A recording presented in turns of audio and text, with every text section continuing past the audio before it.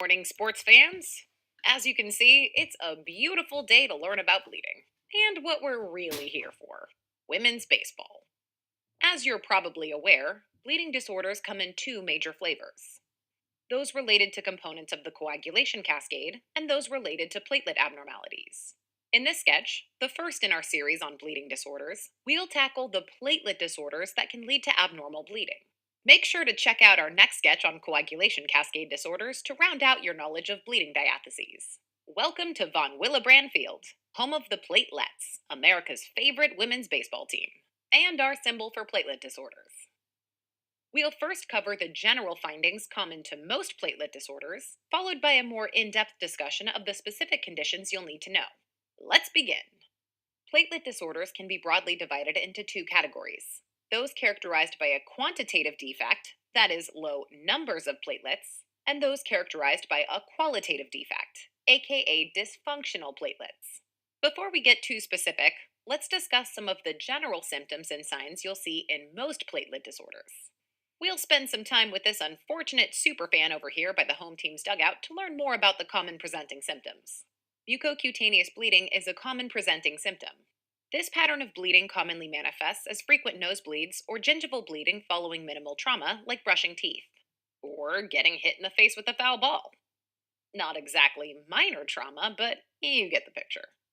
Patients with platelet disorders may also come in complaining of tiny red dots over their feet and ankles. These are called petechiae, which are pinpoint capillary hemorrhages that form in dependent areas of the body. The one place you won't see petechiae: the soles of the feet. Patients may also complain of other, larger skin manifestations of bleeding, including purpura, which are larger macules formed by confluences of petechiae. Beyond that, patients may also have even larger lesions called ecchymoses, aka bruises, that are larger than 1 centimeter in diameter. Often, what distinguishes bleeding disorders is that patients will tell you they're noticing these lesions even in the absence of trauma. Large hemorrhagic bullae, aka blood blisters, can also form in the buccal mucosa, represented by this purple gum flying out of the woman's mouth. In women, platelet type bleeding can often present as heavy bleeding during menstruation, also known as menorrhagia, represented by the red contents of this lady's cute uterus shaped backpack spilling out all over the stands. Notably, patients with platelet disorders tend to bleed almost immediately after an injury. This is in contrast to coagulation factor disorders, in which patients tend to have delayed bleeding since the functional circulating platelets can still form an initial plug. By now, you should have a pretty good sense that some kind of bleeding disorder is going on in your patient. Let's move on to the objective findings you should look for to help you figure out exactly what's going on. First of all, your physical exam should entail looking at the skin and oral mucosa for all the findings we just discussed. Your patient will most likely have already noticed them, which is why we won't rehash them all again. With that said, let's get to the good stuff and look at some labs. Not to state the obvious, but when it comes to labs, the first test you should get is a platelet count. In quantitative platelet disorders, you'll see thrombocytopenia, which is defined as a platelet count less than 150,000 per microliter. To help you remember that thrombocytopenia equals less than 150,000 platelets, check out this scoreboard. See how the visiting team score spells out 150? Likewise, see how the home team score spells out 50? That's to remind you that when the platelet count dips below 50,000, your patient technically has severe thrombocytopenia. When patients reach this level, we start worrying about uncontrollable bleeding in the setting of surgery or trauma. All of this discussion of mild, moderate, or severe thrombocytopenia is really just academic, though. Just because your platelet count meets the criteria for thrombocytopenia doesn't mean your patient will actually have bleeding problems. Things do get a bit more dicey when the platelet count drops super low. We're talking around 20,000. At this point, you gotta start worrying about spontaneous bleeding, which is never good. That's why we've drawn these scoreboard cards forming a 20 spontaneously falling off, complete with some bloody red paint splattered underneath. That said, this 20,000 number is definitely not a hard and fast rule. Some attendings will say 10, some will say 30, and the risk of spontaneous bleeding also depends on the specific platelet disorder you're dealing with. Bottom line, just remember that when the platelet count gets down to around 20, you should start being worried about spontaneous bleeding. So, you got a red number back on the CBC, and the platelet count is 15. Before you freak out, take a deep breath and check the peripheral smear. You should always confirm the diagnosis of thrombocytopenia with a manual platelet count using the peripheral blood smear. That's because platelets can sometimes clump together, fooling the CBC machine into producing a falsely low platelet count. To help you remember this, we've drawn in this big smear of red paint underneath the quantity sign. As you might expect, the platelet count is only really important in quantitative platelet disorders. In patients with qualitative platelet disorders, the platelet count will typically be normal. Don't worry though. When it comes to qualitative platelet disorders, we've got a couple labs that can help get us on the right track. Bleeding time is a clinical test that evaluates the time it takes to stop bleeding after a tiny incision, which will be prolonged in both quantitative and qualitative platelet disorders. Diagnostically speaking, it's only helpful in qualitative platelet disorders when a patient has a prolonged bleeding time despite a normal platelet count. Today, bleeding time isn't used much at the bedside, but has been replaced by other tests that estimate bleeding time, like the Platelet Function Analyzer Assay, or PFA 100. Hence why we highlighted the P, F, A, and 100 on this pitch speed sign. The PFA 100 uses platelet activating factors to assess the time required for platelets to aggregate and form a plug. Essentially, a more sophisticated version of bleeding time. The PFA 100 will be abnormal in both quantitative and qualitative platelet disorders, but just as with bleeding time, it's mostly helpful in diagnosing qualitative platelet disorders, when the platelet count is normal but patients still have signs of bleeding. Now, if you suspect that your patient has a bleeding disorder, you'll also want to get a prothrombin time and activated partial thromboplastin time, which assess the function of the coagulation cascade. As you might expect, the PT and APTT will be normal in most platelet disorders, and, if normal, will help you narrow down the differential diagnosis. Don't worry, we'll cover the coagulation factor disorders in much more detail in part 2 of this series.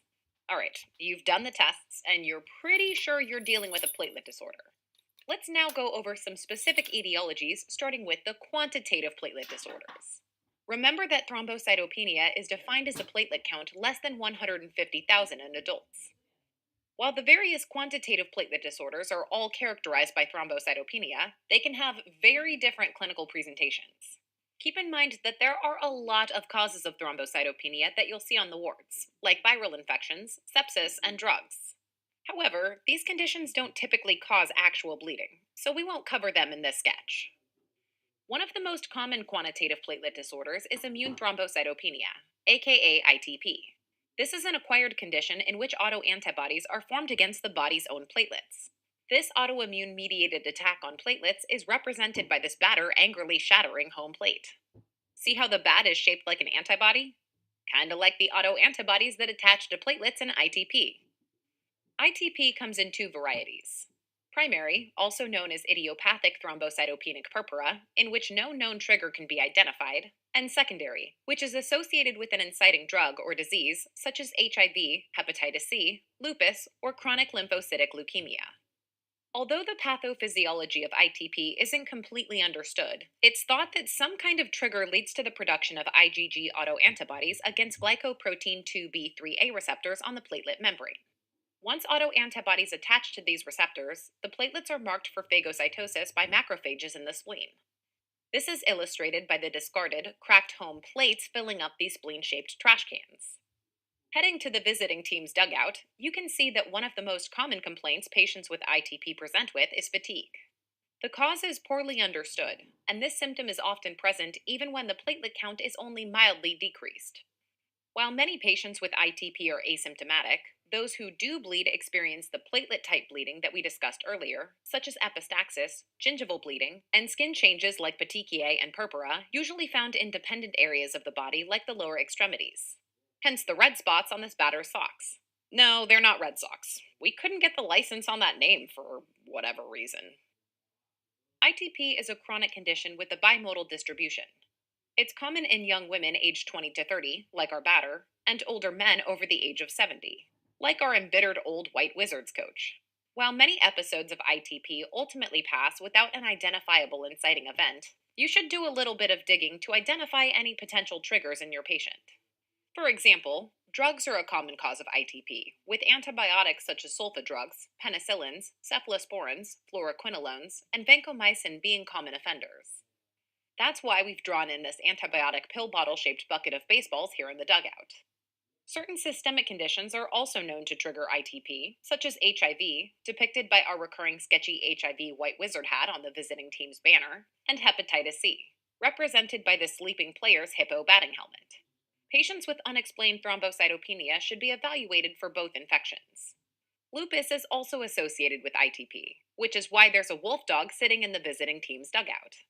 Finally, ITP can be seen in patients with chronic lymphocytic leukemia, characterized by these white archers on the White Wizards team tapestry. Yep, they came prepared. Let's talk a moment about the physical exam. Your exam should look for and confirm the presence of mucocutaneous bleeding, as well as petechiae and purpura, as we discussed earlier. One thing to note is that the petechiae and purpura of ITP are non palpable. Remember, many patients with ITP don't have any signs of bleeding, so don't let the lack of signs throw you off. Unfortunately, if you're looking for diagnostic certainty, you're out of luck, because ITP is a diagnosis of exclusion with no definitive test. It's defined clinically as an isolated thrombocytopenia with a platelet count less than 100 and no identifiable cause. Hence these scoreboard tiles forming the number 100. All patients with isolated thrombocytopenia of unknown etiology should be tested for HIV and Hep C because of their association with ITP. Beyond just being diligent and making the diagnosis, treatment of the underlying infection may actually improve platelet count. Let's summarize the presentation of ITP with a sample assessment. Miss E.Z. Bruce is a 25-year-old female with a history of systemic lupus erythematosus who presents with a nosebleed after being struck in the face with a volleyball. She tried stopping the bleeding with a paper towel, but it's still bleeding despite doing so for 30 minutes. Review of systems is significant for heavy periods that soak through multiple tampons. Physical exam is unremarkable. Labs are significant only for a platelet count of 30,000. Miss Bruce's clinical presentation and lab findings suggest immune thrombocytopenia, possibly secondary to her underlying lupus. Once you've made a diagnosis of ITP and determined the etiology, how should you treat it? The management of ITP depends on the patient's symptoms and platelet count. As long as the patients have no symptoms of bleeding and a platelet count greater than 30,000, observation is reasonable, just like this sports fan observing the game. However, if your patient has severe bleeding, like this bleeding ball boy, and a platelet count less than 30,000, a platelet transfusion should be the next step. For everyone in between, the plan gets pretty muddy. It really depends on the specific situation at hand, but typically platelet transfusion is reserved only for patients with active bleeding or platelet counts near zero. Remember, the platelets you transfuse are gonna get tagged with autoantibodies and destroyed, so the effect is very temporary. Once you've got the patient's acute bleeding under control, the next step is to treat the actual ITP itself. Remember, ITP is an autoimmune disease, so treatment will center around suppression of the immune system, typically with high-dose systemic glucocorticoids. At Sketchy, systemic glucocorticoids are represented by our recurring symbol, the moon faces adorning these very creepy-looking baseballs. Once you get steroid therapy started, you should expect to see a rise in your patient's platelet levels. Alternatively, you can give IVIG, represented by the antibody-shaped keys on this janitor's keyring, which has been shown to increase the platelet count rapidly in patients with ITP by interfering with macrophage phagocytosis and destruction of the autoantibody-coated platelets. Finally, for patients with refractory ITP, you may have to turn to splenectomy to prevent platelet sequestration by macrophages in the spleen. Turns out this sanitation engineer is quietly saving the day. Who knew? Maybe Will Hunting? Wrong movie. Anywho, that about does it for ITP. Let's move on to our next set of quantitative platelet disorders, those with associated microangiopathic hemolytic anemia, or MAHA. MAHA is a non-immune hemolytic anemia caused by intravascular red blood cell fragmentation resulting in schistocytes on peripheral smear. The presence of MAHA can help narrow down your differential in a patient presenting with thrombocytopenia. Let's take a look at some of the classic causes of MAHA in adults, beginning with thrombotic thrombocytopenic purpura, or TTP. TTP, represented by the scene around that touch that plate sign, is characterized by MAHA, thrombocytopenia, and end organ damage. It's a thrombotic microangiopathy, which means abnormalities in the walls of small blood vessels, like arterioles and capillaries, lead to microvascular thrombosis, or tiny blood clots, just like the clods of dirt caked up on this base. These microscopic blood clots then cause shearing and destruction of RBCs when they travel through, which is the definition of MAHA. If we want to understand why these little clots form in TTP, we need to harken back to the old days of pathology. I know. Just bear with me for a second here. Normally, von Willebrand factor, represented by our recurring sketchy symbol, von Willebrand field, released by the endothelium, assists platelet activation and aggregation, playing an important role in early clot formation. Von Willebrand factor exists as a multimer, or a protein consisting of multiple identical pieces bound together. The protease ADAM-TS13 regulates von Willebrand factor, cleaving it into smaller pieces. In TTP, ADAM-TS13 levels are low, represented by this tear in Adam's number 13 jersey. The low levels can be caused by an autosomal recessive hereditary mutation in the ADAM-TS13 gene, or more commonly, by the formation of autoantibodies against ADAM-TS13. Ladies, sharing is caring. Without ADAM-TS13 to cleave the von Willebrand factor multimers, they build up in arterioles and capillaries. Think of the linkage between the von Willebrand factor monomers like this link between the father and daughter. Excessive von Willebrand factor multimers lead to increased platelet aggregation, which consumes circulating platelets, and voila, you've got thrombocytopenia.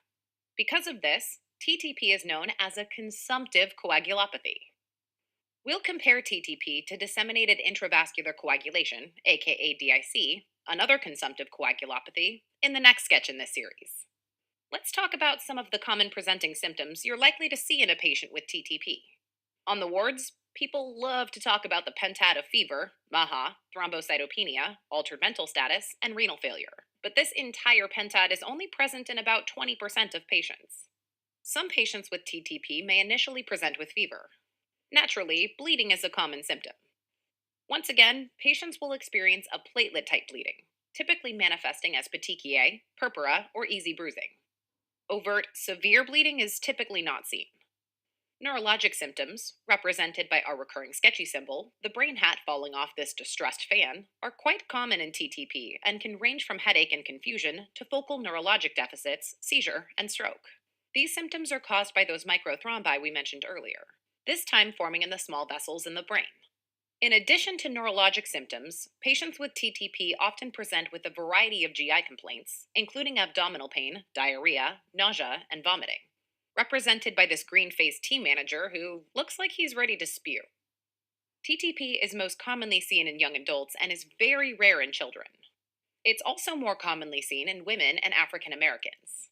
You may have noticed that this is a similar demographic to patients diagnosed with SLE. It's not totally clear what triggers acquired TTP, and most cases are indeed idiopathic. However, certain conditions, such as pregnancy, malignancy, lupus, and organ transplantation, have been known to trigger TTP. Additionally, TTP can also be triggered by certain drugs, such as chemotherapy agents, clopidogrel, and cyclosporin, to name a few. Bottom line, make sure to get a thorough past medical history and medication history to evaluate for possible triggers in a patient you suspect has TTP. Moving on. Your physical exam will function to confirm the subjective findings you identified in your patient history. For example, the vitals may reveal that your patient is febrile, while your skin exam can confirm the presence of platelet type bleeding, often in the form of petechiae and purpura. Naturally, you should expect to see thrombocytopenia in TTP. The actual platelet count will vary depending on the severity of the ADAM-TS13 deficiency, but typically it'll be less than 50,000. If you're suspecting TTP, you'll probably order coagulation factor testing, including PT and APTT. These tests will typically be normal in TTP, which helps differentiate it from DIC. But more on that in our next sketch. Anywho, the peripheral smear in a patient with TTP will confirm thrombocytopenia and show schistocytes, sometimes called helmet cells. Hence this red batting helmet used to catch that foul ball. Remember, schistocytes are indicative of MAHA and can be very useful in diagnosing TTP in the absence of any other findings.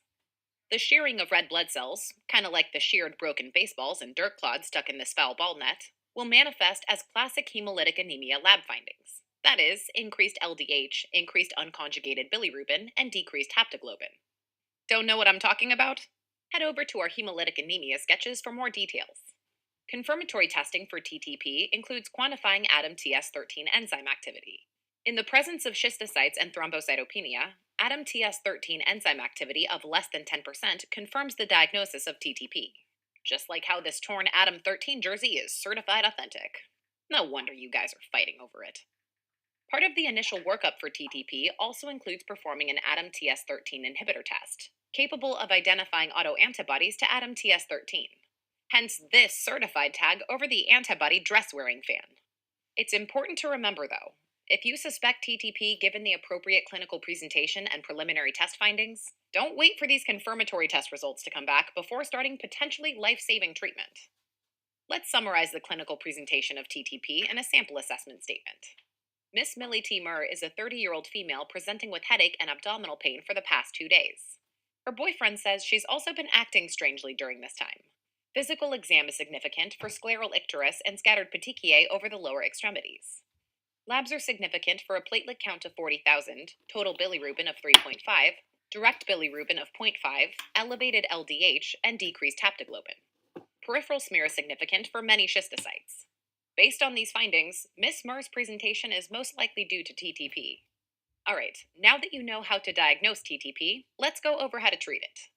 The management of acquired TTP begins with emergent plasma exchange to remove the circulating ADAM TS13 autoantibodies. At Sketchy, plasma exchange is represented by these two players exchanging their jerseys. So sportswoman-like.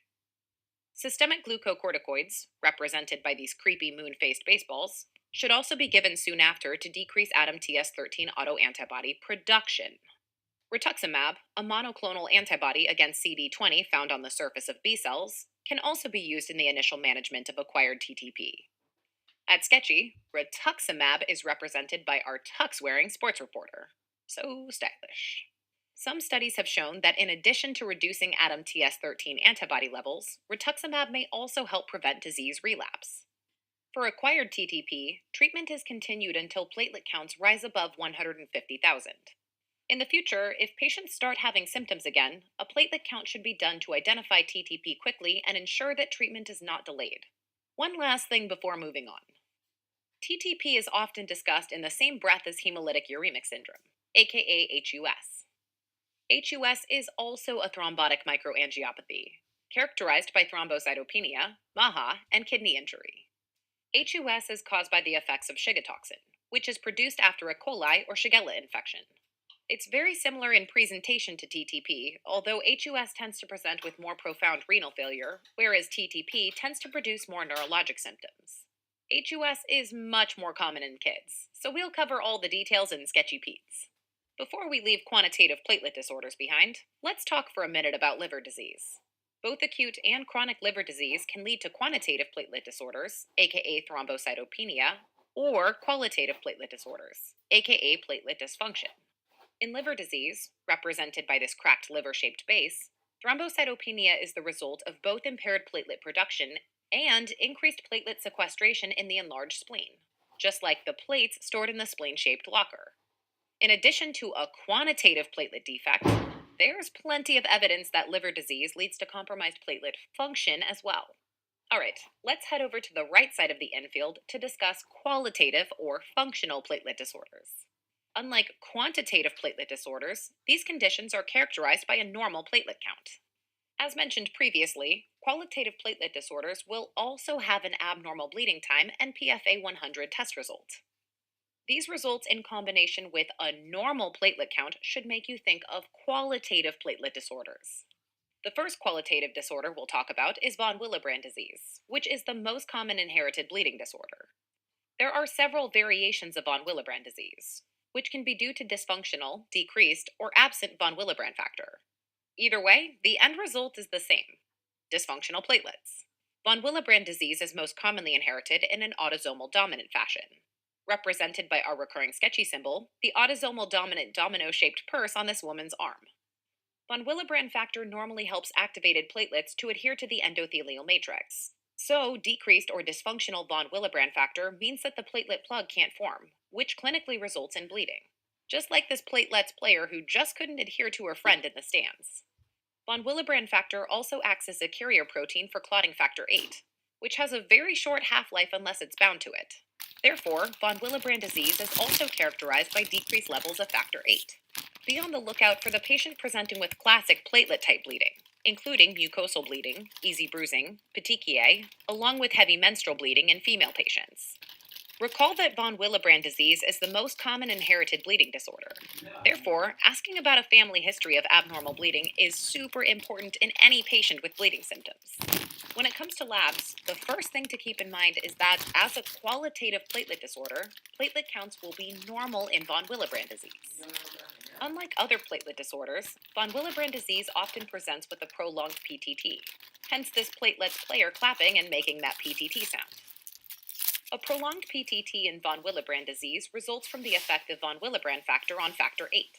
Factor VIII is part of the extrinsic pathway of the coagulation cascade, which is what's measured by the PTT.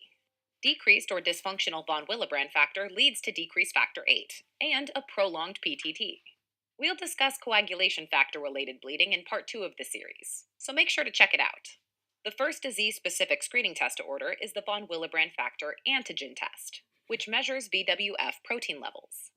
A second screening test, which assesses von Willebrand factor activity, is the ristocetin cofactor activity test. Ristocetin is an old school antibiotic that activates the glycoprotein 1b receptor on platelets, which binds von Willebrand factor and causes platelet aggregation.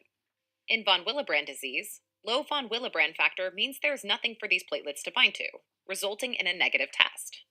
Finally, remember that since von Willebrand factor acts as a carrier protein for factor VIII, low factor VIII activity levels can also be an indicator of low von Willebrand factor levels. Let's summarize the presentation of von Willebrand disease in a sample assessment statement. Miss Vanna Wiley is a 15-year-old female who presents with heavy menstrual bleeding since the onset of menses. Her family history is significant for two older sisters who had similar symptoms. Physical exam is unremarkable. Labs are significant for a prolonged APTT and PFA 100, but a normal platelet count and PT. Miss Wiley's clinical presentation, family history, and lab pattern suggest that von Willebrand disease is the most likely cause of her menorrhagia. So your patient's got von Willebrand disease. Now what do you do? Well, the management of von Willebrand disease varies based on disease severity. For patients with mild VWD, desmopressin, aka DDAVP, is the preferred first-line treatment. All DDAVP does is release more von Willebrand factor from storage sites and endothelial cells, thereby increasing circulating VWF levels. To help you remember, just check out this cop on his DDAVP ATV rushing in to save the day, by bringing another piece of the von Willebrand field sign. Patients with severe disease, however, may require direct replacement of von Willebrand factor with VWF concentrate. That's represented by this much bigger piece of the sign riding in the back of the cop's cart. That about does it for von Willebrand disease. Here's to hoping I never have to say that word again. For now, let's take a look at a few conditions and medications that can alter platelet function. Commonly used medications that can interfere with platelet function include aspirin, NSAIDs, and P2Y12 inhibitors like clopidogrel. As you might expect, all of these medications will increase a patient's risk of bleeding. The reason that we separated aspirin from other NSAIDs is that aspirin irreversibly blocks platelet cyclooxygenase, while other NSAIDs reversibly block it. Make sure to review our antiplatelet pharmacology sketch for more on these medications. Uremia-related bleeding is complex and incompletely understood. However, it is known that it affects both platelet adhesion and aggregation. Here at Sketchy, uremia is represented by all things dinosaur, hence this fan's Jurassic dino hat. DDAVP is the first-line therapy for patients with uremia-associated bleeding as it releases VWF from endothelial storage sites. Also, depending on the severity of the uremia, consider dialysis in these patients as it can help to correct platelet function secondary to uremia. Check out our CKD sketch for more info on uremia, its systemic effects, and how to treat it. Okay, let's review what we've learned here at the ballpark today. We started by establishing that there are quantitative platelet disorders, or more simply thrombocytopenias, and qualitative platelet disorders, in which the platelet number is okay, but the platelets don't function properly. Thrombocytopenia is defined as platelets less than 150,000. Both types of platelet disorders can result in platelet-type bleeding, which includes mucocutaneous bleeding, petechiae, purpura, and easy bruising, as well as general bleeding symptoms like heavy periods or more pronounced bleeding immediately after trauma. In a patient with thrombocytopenia on the CBC, make sure to check the peripheral smear to confirm that the low platelet count is real. Bleeding time was a test that physicians used to perform at the bedside, but nowadays, in vitro assays like the PFA 100 can estimate platelet function. Remember, any platelet abnormality, including thrombocytopenia, can make this test abnormal, so it's mostly useful for diagnosing qualitative platelet dysfunction in patients with normal platelet counts. We covered three specific conditions in this sketch: ITP and TTP, which cause thrombocytopenia, and von Willebrand disease, which causes qualitative platelet dysfunction. We also briefly touched on how liver disease and medications can affect platelets. We started with immune thrombocytopenia, a big group of disorders in which autoantibodies target platelets and lead to their destruction. In ITP, platelet destruction occurs after antibodies bind the platelets, tagging them for phagocytosis in the spleen. ITP can be primary, aka idiopathic thrombocytopenic purpura, or it can be from a secondary cause like medications, infections such as HIV or Hep C, or other diseases like lupus and CLL.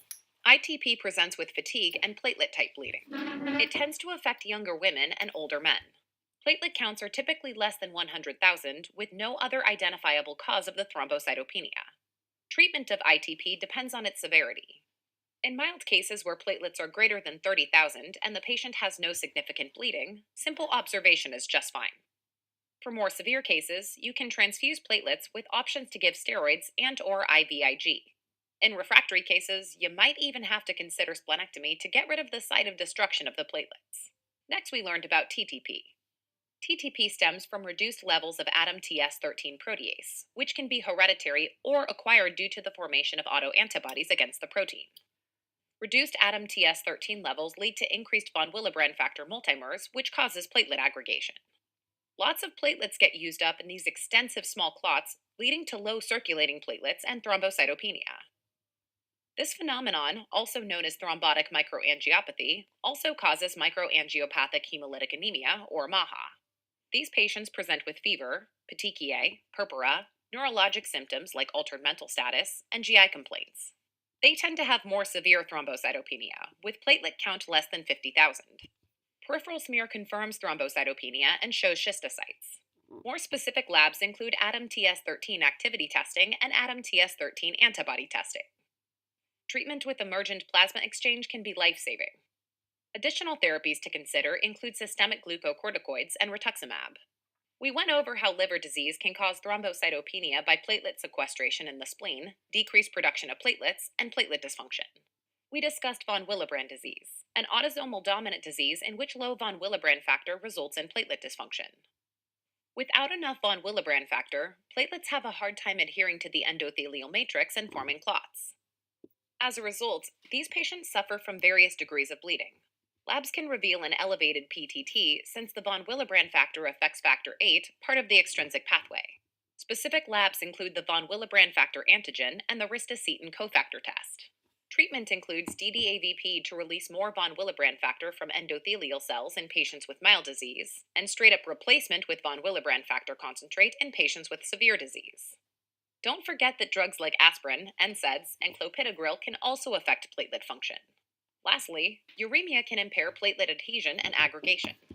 Treat uremia-associated bleeding temporarily with DDAVP and more permanently with dialysis. We made it. Thanks for hanging out.